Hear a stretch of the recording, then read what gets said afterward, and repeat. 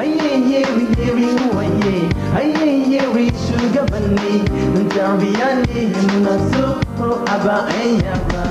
2000, the leaders of the world's richest countries promised to provide enough aid to give every child in the world a basic education, while the poorest countries promised to increase their efforts to get every child into school.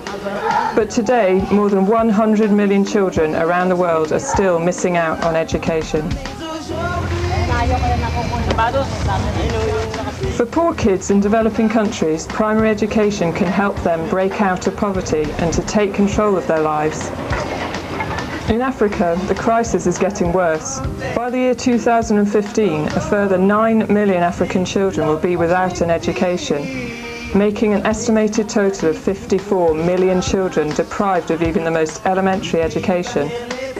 What's the answer to future problems, to poverty, to the economy, to jobs, to health care? It starts with education. It starts with kids being able to go to school. That's why, in April 2004, nearly 2 million girls and boys took part in the world's biggest ever lobby during the global campaign for education's most exciting Action Week ever.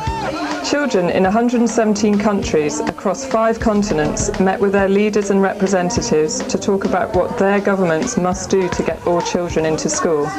The world's biggest lobby for education was unique because it was action led by children for children. This video shows just some of the highlights from around the world. Brazilian youngsters travelled all the way to Brasilia to participate in a very special session of their national parliament.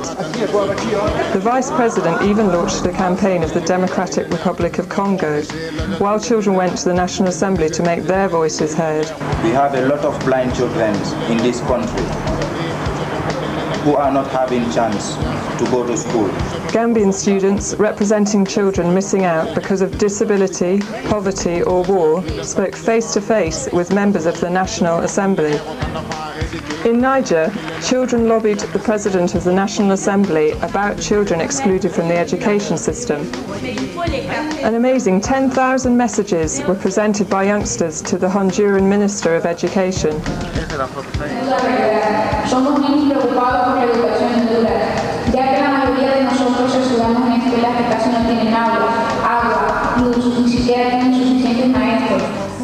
And in Peru, children from all over the country took over the parliament for a day. It was the first time the parliamentary chamber had been used by anyone other than parliamentarians. Children, elected by their peers, got up to talk about why they had trouble going to school and also to give proposals for action.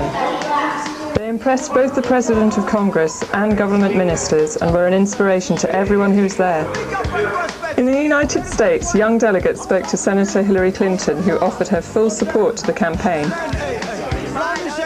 18 youth parliaments were held at the same time around Spain. 60,000 messages were delivered to the Spanish president. In the United Kingdom, school children travelled to Westminster to meet the Minister of International Development, Hilary Benn, and Minister of Education, Charles Clarke.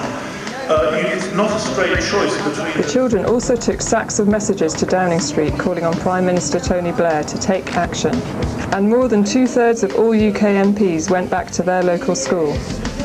Young campaigners also made their leaders maps to show where children are missing out on an education in their community. What are the legislators doing to ensure that every Nigerian child has access to education?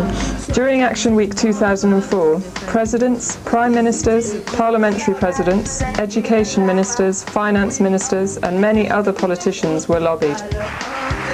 Not only politicians, but celebrities from around the world participated in the lobby, such as West Wing TV stars Bradley White and Julie Hill, film actress Scarlett Johansson, TV star Sharon Osbourne, and Grammy-winning singer Susanna Bakker. Organisations such as UNESCO, ILO, UNDP and UNICEF gave their support to the week's activities too. It is very important that politicians listen to the voices of young people on global issues. As a result of the world's biggest lobby, many leaders have made firm commitments to ensure that all children get a good quality education throughout the world. In the United States, Senator Hillary Clinton launched a new bill to make primary education a top foreign policy priority for the US. and to increase aid to education to US $2.5 billion per year by 2009. Around the world, it's very exciting to think that we are linked in a common cause to make sure that governments do what they have to do to provide education for all children. In Kenya, where many families cannot afford school uniforms, the Minister of Education promised to write to all schools, telling them not to turn children away if they did not have a uniform.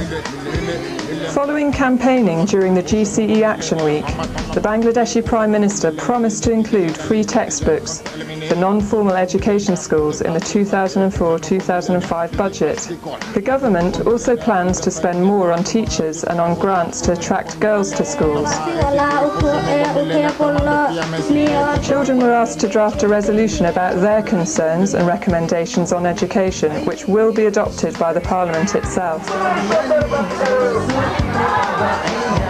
During the Action Week in India, there was a symbolic vote on education. In a major breakthrough for campaigners, India's newly elected government pledged to increase public spending on education to 6% of GDP, which will mean 35 million Indian children will be able to go to school.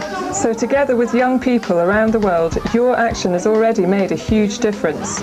But let's not stop there. We must make sure that politicians keep their promises made during the lobby, and that by 2015 all children around the world receive a good quality education. Next year's Global Action Week will be even bigger and even better.